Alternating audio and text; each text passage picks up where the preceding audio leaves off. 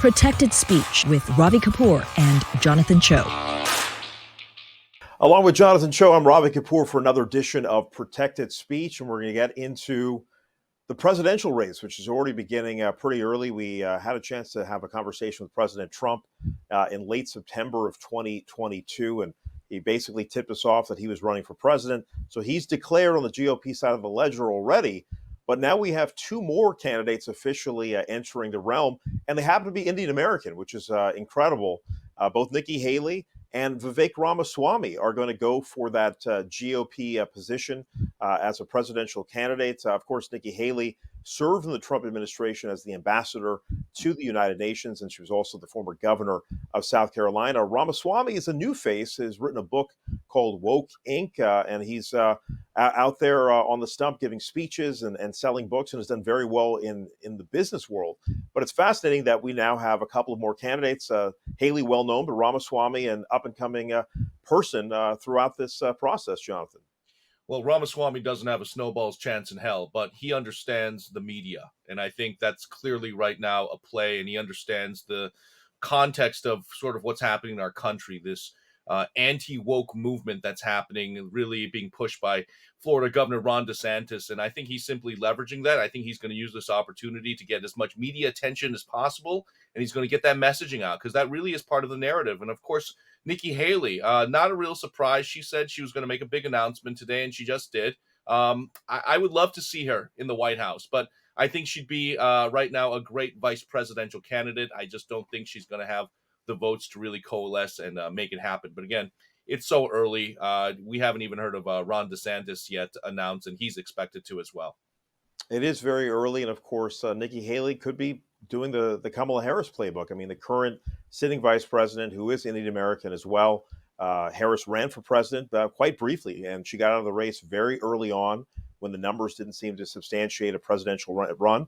But she got out early enough where it didn't cause too much damage, and she was able to withstand some pot shots she took at President Biden and was able to get on that ticket, and Biden took it home to win in 2020. So we'll see how this thing all plays out. Obviously, Biden hasn't made an official announcement, but there have been multiple kind of pronouncements that he's going to run again in 2024. And of course, a Trump-Biden rematch seems like the most likely outcome, but DeSantis certainly has a lot of support in Florida and beyond. And then Haley is someone who we hear is not just someone who can run for president, but could be a VP ticket for on the VP ticket for either Trump or DeSantis potentially. So that's where I think she's well positioned.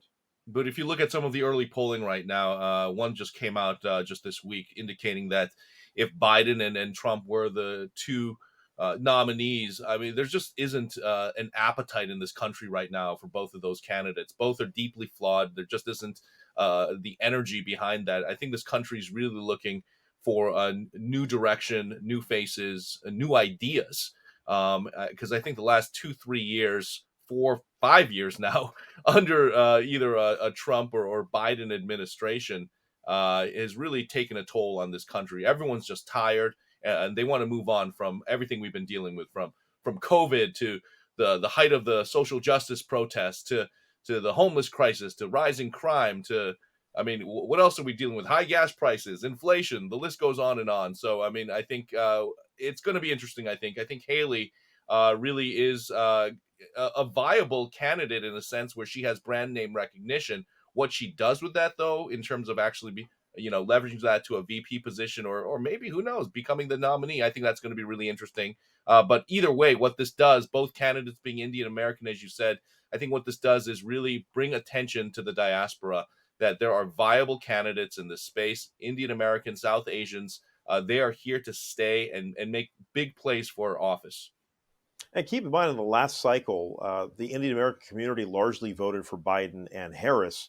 That reversed a trend from the Trump election victory of 2016, where Trump actually pulled a lot of support from the Indian community. But it went back to about 78 to 80% in 2020 for Biden and Harris. So to see two Indian American candidates who think that they can maybe peel from this base of most Indian Americans are kind of moderate. They don't lean hard to the right or hard to the left, and so we have this huge base in the middle. Obviously, they need more than just Indian Americans to win a general election or to even get through the primary. But I think Ramaswamy's candidacy is interesting because he is tapping into some of these core issues that we've discussed on this show. Public safety is a very big deal, and making sure that our children are educated in a manner where they can get ahead. I think these are core issues that are going to resonate with most folks. Again, we've been talking about a lot of these issues that you're seeing on the front lines, and I think that's what he's trying to get across, that he might be the fresh voice, a different kind of leader to take this country forward, because we've seen Trump in office, we've seen Biden in office. Kamala Harris is an experienced politician, also a potential presidential candidate at some point in the near future. And then, of course, Nikki Haley, also an established politician. Well, Ramaswamy has no track record of running all the anything. issues you're talking about right now that Ramaswamy will be running on: crime, homelessness, public safety, the anti-woke movement. All of that has happened under Democrats. It's happened under the Biden administration. So obviously, like I said, I think this is going to be a great opportunity to bring these narratives back. But the Biden administration can't run on any of that because it's their failed policies that have led to these problems. So if Ramaswamy can, at the very least, leverage that, I think he could really make a dent and hurt the Biden campaign if he decides to run again. Well, he's someone to look out for, and we wanted to point this out. And we'll see. It's so early stage. We'd love to talk to both Ambassador Haley and Vivek Ramaswamy in the near future to really get a sense of what their platforms will be. But I'm just blown away at the fact that we have two legitimate people that are running for the GOP nomination. And then, of course, on the Democratic side of the ledger, where, again, the majority of the activity has been, now there are 5 Indian Americans in Congress. Certainly we know one of them for sure. Ro Khanna has his eyes on the White House, probably not in this cycle, but 2028, certainly a possibility for him to run for the Oval. So we've had a lot of activity on the left, and now we're having a resurgence of Indian Americans trying to represent the GOP. And all right, moving forward, Indian Americans in the GOP. That's what I wanted to finally say. Look, I understand that the pendulum is swinging, but I think a lot of Indian Americans, the Hindus, I think they're seeing what's happening in the community, and I think a lot of what they've built, what they fought for, their values are being undercut and undermined by a lot of these far left, progressive, liberal values. And this leads us to our next story, which is this battle in Virginia over education. I mean, some of these flashpoints we've been talking about all over the country has come to a head here. And what I thought was fascinating about this is it's a Board of Education battle. And it's because the GOP has a governor, Glenn Youngkin, that got a lot of support from Indian Americans. And one of the people that he wanted to install is a lady named Suparna Dutta. Now, Suparna Dutta is a Hindu. And she was basically called out for white supremacy by another Indian American woman who's a Muslim and a sitting member of the Virginia legislature, Ghazala Hashmi. So we want to play this clip that was actually put together by Asra Nomani, who's a former journalist, used to work at the Wall Street Journal, kind of brands herself as a Muslim Democrat, but she also voted for President Trump. So she's kind of one of these moderates that we're talking about that is looking at what's going on in society and deciding to vote for people that will have policies that ostensibly will benefit society. So I wanted to play this clip of Nomani kind of breaking down this Board of Education battle in Virginia, because I think it's fascinating, some of these dynamics going on all over the country, especially here in Virginia. We know, in taking a look at the history of this particular individual, that there are she can't even name her problematic concerns for all of us. Problematic concerns, euphemism. One area that I would just speak to briefly is the alignment that we've seen. Character assassination. With very extreme and right-wing white supremacist groups. Character assassination. Of forcing a perspective on white our history and on this supremacy nation's standards by a woman of color. The character assassination. Does any senator desire to change their vote? The clerk will close the roll. Ayes 22, noes 18. Ayes 22, noes 18. Disgusting. The Southern Democrats are alive. What we just witnessed is indeed a character assassination against an American Hindu mother who is an immigrant and a woman of color by the Virginia Democratic Party and the trolls, names like Vanessa Hall, Jorge Tarico, people who have opposed meritocracy, People who every single day harass us as Asian immigrants in Virginia. We will never relent, the United States of America. So you may win one vote, but you will not win America.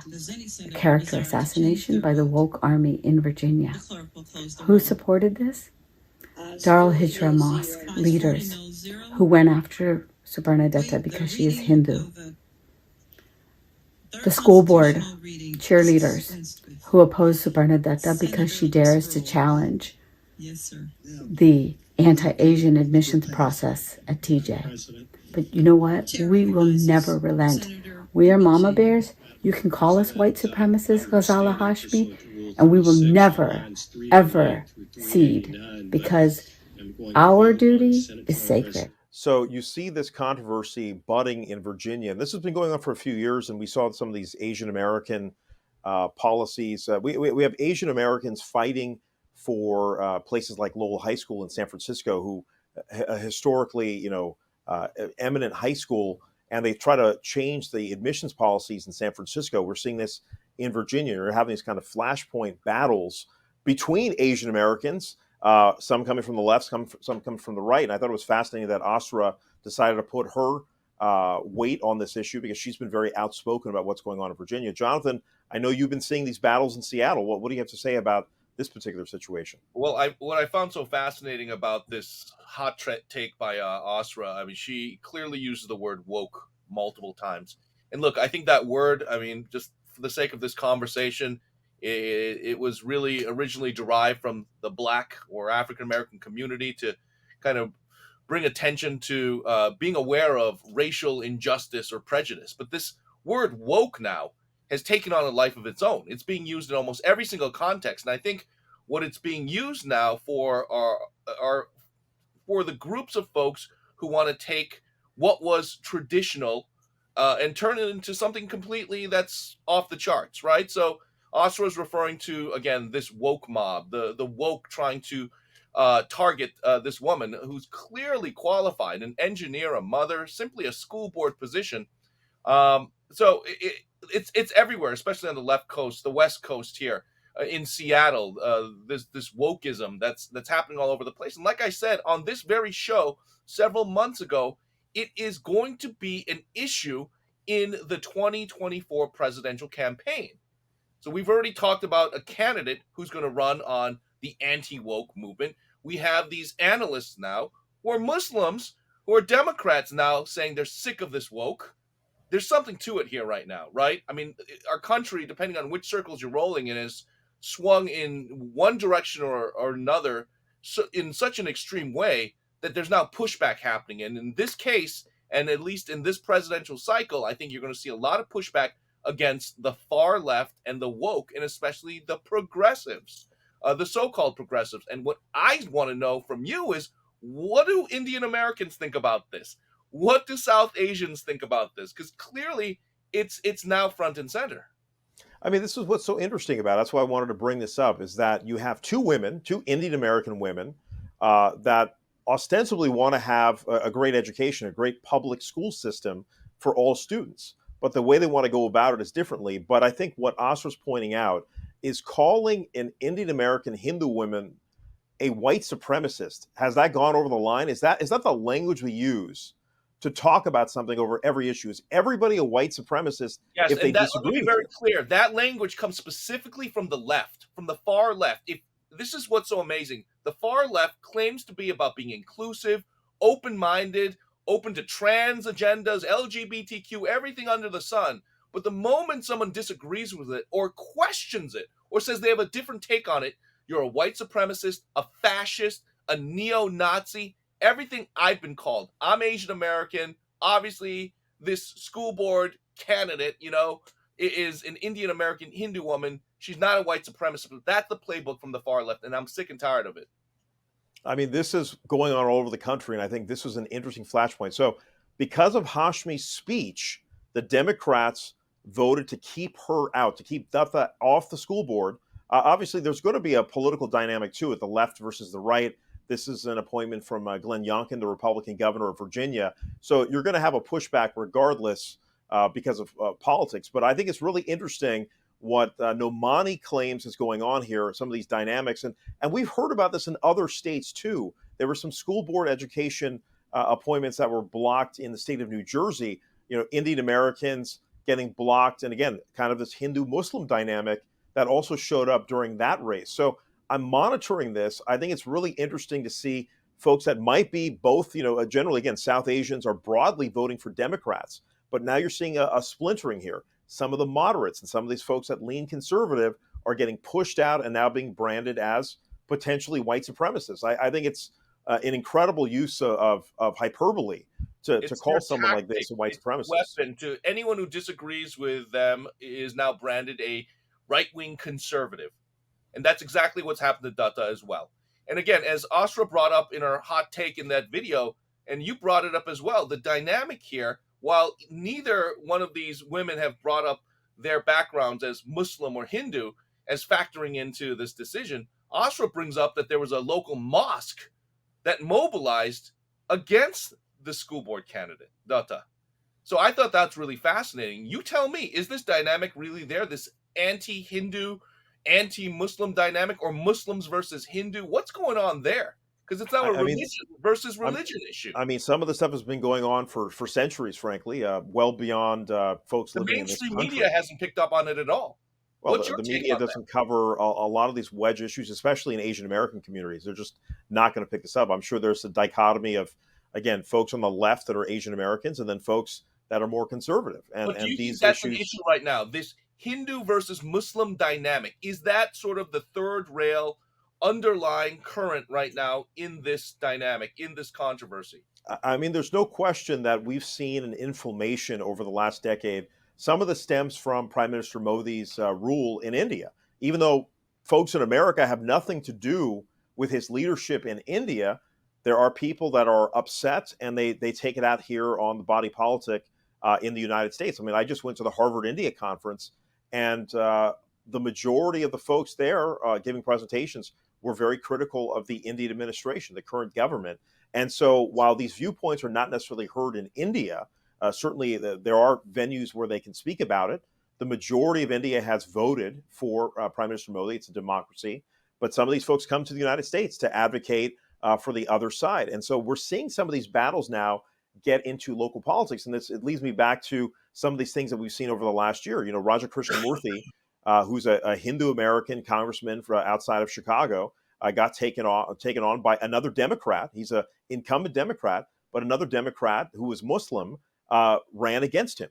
And we're seeing this dynamic play out in different parts of the country. Certainly, we talked about Pramila Jayapal, who is a progressive on the left, someone who's Indian American. Well, she might get challenged, potentially, because I think based on your reporting, Shama Sawant, if she decides to run for Congress, she might run against Jayapal from the left. I mean, these are fascinating dichotomies. Outsiders watching this are clueless about the religion dynamic, especially in the South Asian community, and yet it's clearly in play right now. The significance of being Muslim or identifying as Muslim versus, Hindu. It just unreal. It just boggles the mind that that's part of this dynamic. It's and it's not just strictly a Hindu-Muslim thing, because even in California, there is a progressive leader for the California State Democratic Party who is Sikh, Amar Shergill, and he constantly brings up Hindutva as a huge criticism. And so if you don't toe that line, he will go after you. I mean, we see this going back years. I mean, Ro Khanna made a comment about Hindutva that, he criticized this movement, and a lot of Hindus were upset with Ro Khanna and continue to be. And so now he's the co-chair of the India caucus. Admit it or not, religion and ideology, personal ideology and conviction clearly at play here. Absolutely. And so we're going to keep seeing it as, I think, a heck of a flashpoint. We'll see how that story develops, but it's something I think we're going to see continually across the board. Now let's get into a story that Jonathan broke exclusively once again in Seattle. He's on the front lines of seeing the homeless crisis that's going on in Seattle. But now there's a new episode involving immigrant business owners who are now kind of stuck in a position where they have to defend their small businesses for a new homeless development that's coming up. Yeah, there's a city outside of Seattle called Federal Way. It's about 20, 30 miles out roughly. And the knock right now is that in King County that all of these other cities are now unfairly dealing with the burden of shouldering the homeless crisis. In other words, a lot of the homeless are being shipped from Seattle to these other cities because the crush of homeless and the crisis in Seattle is out of control. So these political leaders, these elected officials trying to share the burden here. But in Federal Way, an investigation that I did with Ari Hoffman of KVI Radio basically showed that one of these hotels purchased for nearly $9 million was infested with methamphetamine in the walls. So now there's question about whether or not this can even open. But in the meantime, the stopgap is a backup hotel. And this backup motel, which is interestingly enough owned by Indian Americans, and we talked about this, this motel is right next to a strip mall that is made up of primarily Korean immigrant owners. So it's this ongoing narrative now in these communities of color, especially in these Asian American communities as well. And I want to add, there's an African church in this strip mall that's very concerned because no one's doing background checks on a lot of the homeless. And I'm not saying all the homeless are criminals, but some are sex offenders. So these churches, and this church in particular has children, a Sunday school. So it really comes down to whose rights get priority. The rights of the hardworking immigrant business owner who's working 3 jobs just to make rent in a community, and they're seeing these homeless people who are literally being given free housing, free apartments, and the immigrants are like, what? How did we get to this point? This isn't the America I recognize. Is that what you're seeing as well in the Bay Area? I mean, there's a little different dichotomy, right? I mean, I have not seen, I mean, there's a ton of immigrant business owners, small business owners in the Bay Area, but I haven't seen like a homeless encampment or a shelter proposition to this degree. Now, I know in San Francisco, a couple decades ago, my family have been in small business my whole life. There was a homeless shelter put up just a couple of blocks from my father's restaurant. And did that impact some of the folks trying to flow through the Civic Center where San Francisco City Hall was to a restaurant? It was about a 6-block difference. So you put a homeless shelter right in the middle of that. Does that impact the flow of traffic? I would say yes. Certainly the walking traffic in between. Yeah. And I think some of these things have been out there in play, but haven't been discussed. Yeah, well, let me remind you again, jog your memory about this piece that a lot of these immigrant business owners are now bringing up. Whose rights get priority? The homeless or the hardworking immigrant business owner, or the business owner, in fact? Just a few weeks ago, let's not forget about the San Francisco art gallery owner who was seen on video hosing down a homeless woman who's been extremely problematic in that area. And I'm not ever condoning or justifying a homeless person being hosed down with a water, but I mean, this art gallery owner was arrested and prosecuted. So people watching this are like, what is going on here? There's such a double standard. In other words, the homeless can get away with everything. They're being given everything for free by the progressive and far left, liberal policies. And these hardworking business owners, and might I add, these are immigrant business owners, Black immigrant business owners, Asian immigrant business owners, Hispanic, saying, what is going on? This is not an American dream. This is the American nightmare. Well, I think this is going to play out in the election, and we've already seen that already because Seattle brought in a more conservative prosecutor in Seattle City. We hadn't seen that in ages, and in San Francisco, the previous DA got booted out a few months ago to bring someone on who actually will have a harder line policy. So, some of these things are going to flush out in the wash. I mean, you go too far to the left, too far to the right, and there will be a backlash, and we'll see how this thing plays out in Seattle. But I think what was impressive about your reporting is you actually got the mayor of Federal Way and other city council members to say, hey, we had no idea about this dynamic. And I think that was what was interesting is there's this kind of King County versus city dynamic, which isn't discussed much because, we have this in California now with this housing initiative. There's an effort from the state of California to get more housing online. And we all know the housing crisis in San Francisco and throughout the state is severe. But now they're unilaterally saying, hey, we're going to apply across the board policy for more housing. And so you have these elite communities like Atherton saying, hey, we have to put 300 new units online. We're mandated by the state or they'll take our authority away. And I would say that is also you hit it right on the head. The narrative is that's happening on in these West Coast cities is, again, the power of the state lawmakers crafting bills, local jurisdictions, constituents asleep at the wheel, have clueless what's happening at our capitals, and these laws being crafted. And now they're looking at trying to fight this homeless hotel, and they're realizing state law supersedes any type of local jurisdiction or laws. And this is what's happening. And I think people need to wake up. Voters need to wake up, because at the end of the day, as my story showed, the local officials in federal way say our hands are tied. Because if we sue, there's a chance that if they lose, they're out millions of dollars. Damned if you do, damned if you don't. That's why everyone's asking, how did we get to this point? And we'll see how that one plays out. But I thought it was well told, bringing all those dynamics and getting other public officials. You had kind of a public official versus public official dynamic in a state that is largely Democratic in Washington. It just goes to show you, not everyone's talking. It's like a game of telephone. It can be. And let's follow up on a story that we brought up here recently involving a teenager who actually came at you while you were reporting in Seattle. It's actually a really sad story, but this teenager was arrested in large part because of what happened between the both of you. So explain the latest development. Yeah, just a heartbreaking story, but hopefully a happy ending here. Over the weekend, 15-year-old Marcellus Orr, young high school runaway, was arrested. He's addicted to fentanyl. He came at me with an axe. The video went viral. His grandma saw her grandson in my video and reached out to me and said, if you see him, let me know. And, last weekend, he was spotted at this notorious homeless camp in City Hall. She called police. Police showed up. He's arrested. But what got us to this point, and where my reporting really has come in, is showing the broken system. The grandma, who's a foster grandma, I might add, but she has full custody of this young man, begged the judge, a King County judge, to hold him in the juvenile detention center so he can get treatment for drugs and mental health.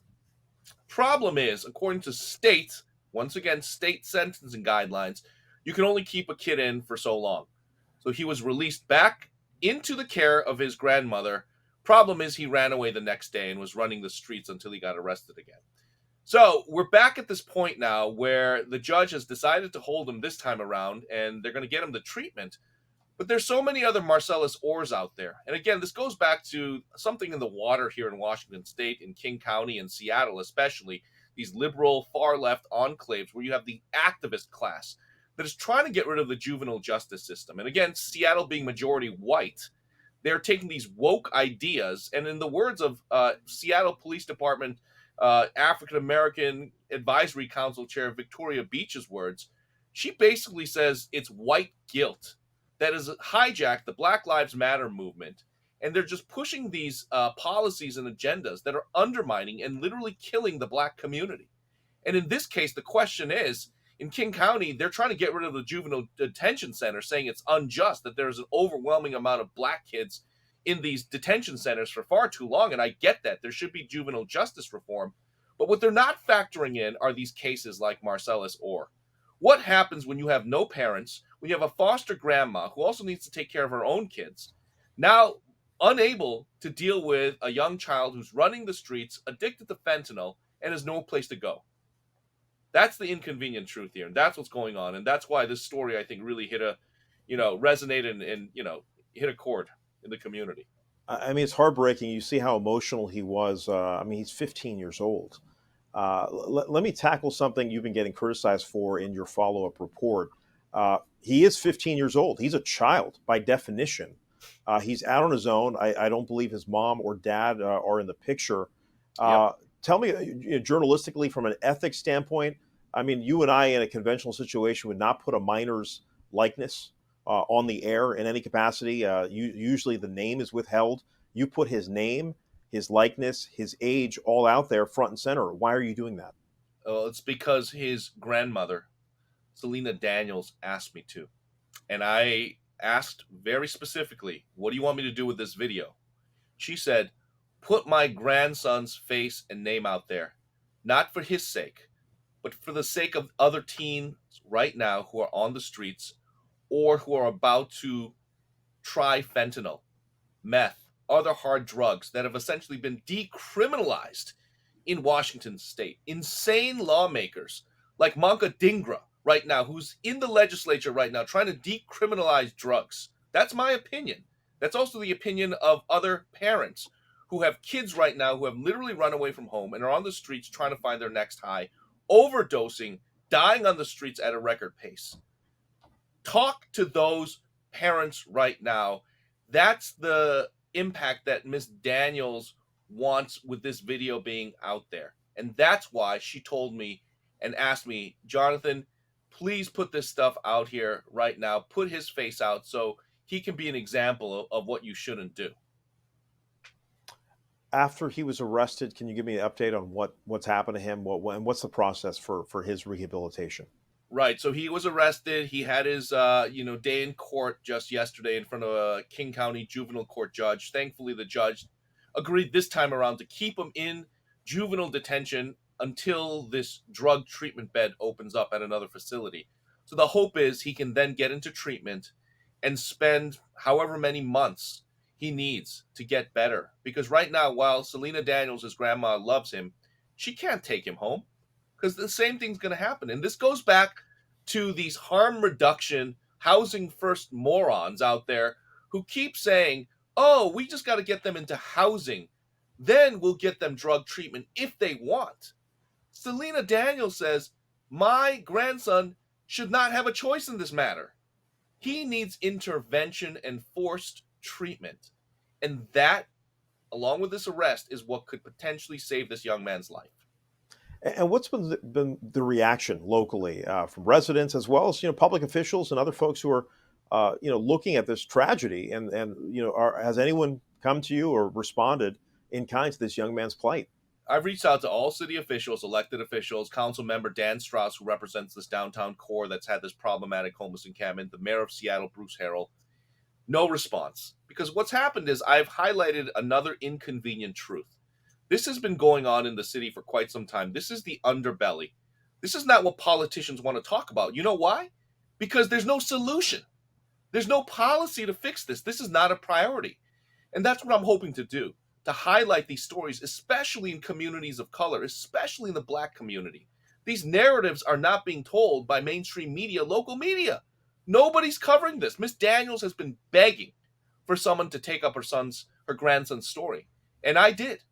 And the backstory here is I can't believe that my coverage of this viral video of Marcellus Orr chasing me with an axe eventually led to his arrest and possibly will save his life down the line.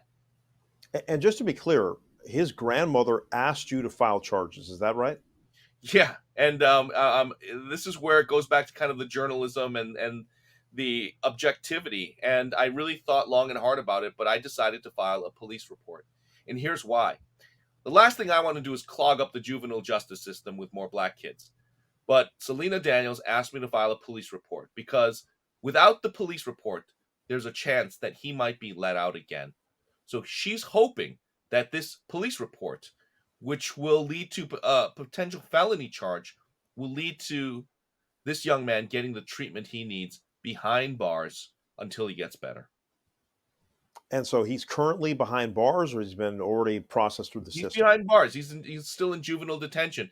He's waiting for that treatment bed. So we're hoping that this detox time, this time to, help him think away from the fentanyl addicts out there. And, one last thing I want to note about this is, and I didn't include this in the story because I just didn't have the time, but there were teenagers there who were trying to keep him on the streets, other fentanyl addicts, other runaway teenagers in the tents he was staying with who were trying to keep him there, trying to prevent the police from arresting him.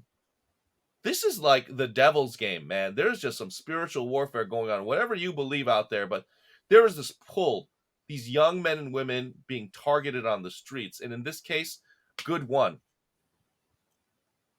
And as I recall, he chased after you. You didn't file charges immediately, and you actually had a conversation with him, right? I told him, hey, young man, your family loves you. They want to take you back home. Will you go? And he basically told me to F off. So, and I didn't think I'd see him again. But, this is at least as far as I'm concerned, a positive outcome. And by the way, how did the sting operation? How did this go down? I mean, you were obviously there. I would imagine the only camera there to witness this happen. Was this kind of coordinated? Well, I don't know if you can call it coordinated, but I happened to see this young man, and I let his grandmother know what was going on, and she immediately called police. It was that simple. And thankfully, even with a police force that's been, you know, that's just been diminished, they responded quite quickly within 15 to 20 minutes. That's good response time. And I want to be very clear. The police, even though it was a massive response, they handled this kid with so much gentleness and care. In fact, it was two responding officers. They offered him to quietly take him into the cruiser without handcuffs, okay, to not cause a scene. But he refused and wouldn't go peacefully, and that's why they had to call backup. It took 12 officers at the end of the day to get this young man on a stretcher in an ambulance to the hospital and into juvenile detention. I mean, think about the resources and time to go out of your way, because if it was only one officer's two, it could have led to something lethal. This was the right response, right call, and they did it. They did it the right way. Well, we hope he finds the help that he needs. I mean, it's just a terribly tragic story. I'm glad you did follow up on it. I know you've been getting praise and some criticism for the story, and I Don't wanted care to about kind the of. critics. We told Miss Daniels' story, this young man's story. It's out there, and we hope it makes a difference. All right, we're going to move on to our AAPI hate segment, sponsored by the California Public Library. And this is an unusual story in the sense that there was a statue in San Jose. It was kind of a sister city gift from Pune, which is a city south of Bombay. And Pune and San Jose are sister cities. They gave this statue to San Jose. It was in a park, and it got sliced up, and an actual journalist, another journalist, an intrepid reporter at the Mercury News, went to basically a place where they melt these things down, and he found this statue, which is about 400 pounds, and it was sliced off the base, but there it is. It was recovered, and there's going to be some process. It'll take some time to get it back, and they're going to think about security concerns. But it's actually a happy ending for once, where the statue got recovered. But it's fascinating that we've seen the Gandhi statue attacked multiple times around the country, in New York City and Washington, D.C., and Fresno. And now we have this Shivaji statue, attacked, vandalized in this way in San Jose. And again, these are some of the issues. I just read a report that we're going to do that there was another Hindu temple vandalized up in Canada. We had a Hindu temple vandalized in New Jersey. I mean, these things are happening at a steady stream now. It's happening seemingly on a weekly basis. Who's doing this? Because we don't know if this was a hate crime. We don't know if the statue is a hate crime situation, right? And honestly, we don't know if law enforcement's even going to put the time and energy. It's a statue. I get it, with all due respect. But, I don't think it's going to be salvaged. It's a total loss, most likely. It's going to be replaced probably with a brand new statue. That's great and all. But who's doing this? And why are these statues being targeted? Well, I think, again, some of these political dynamics that we've been talking about on this show and just in our general reporting is it's coming out to play. I mean, there's a huge contentious issue with the government of India. You have the folks that are opposed to the existing Indian government, and they aren't getting the messaging clear enough in India, so they're taking it elsewhere. And the U.S., Canada, and the U.K. are at the forefront. I've even seen incidences in Australia. Because again, the Indian diaspora is the largest in the world. We're talking at least 40 million people globally. And so because of that, some of these issues that bubble up in India are popping up all over the world. It's unbelievable. Well, look, if we don't talk about it, if we don't cover it, no one else will, because again, it barely makes a blip. And I think a lot of outsiders, a lot of viewers who don't know the dynamics, I mean, follow our coverage on Dia TV, because right now I know very few news organizations even touching this, trying to add perspective and context here. And, I know it's a shameless plug, but really, I'm just stunned how often this is happening. And I can't imagine how many more of these incidents are happening that are going underreported, especially since the Asian American community, the South Asian community tends to, keep to themselves a lot of times, language barrier, so they're not going to bring it up. So I can't imagine what else has happened. No question about it. And before we go, we just got a word that California Senator Dianne Feinstein is officially stepping down at the end of her term. Of course, there's at least 2 people, potentially 3 people that have already announced that they're going to run for her seat, which comes up in less than 2 years. But Feinstein is in her late 80s, and she has literally been in public life since Jonathan and I were born. I mean, she was the mayor of San Francisco in 1978 and took over for George Moscone when he was assassinated, and Harvey Milk as well. So she became the leader of San Francisco, and then eventually became a California senator since 1992. So Dianne Feinstein stepping down, it was expected for those of us in California, but still a legendary career and someone who took after the gun lobby and had a lot of initiatives. But she'll step down, and now we'll have a new senator in California, another dynamic to look out for in 2024. For Jonathan Choe, I'm Ravi Kapur. That's been another edition of Protected Speech. We'll see you again next time.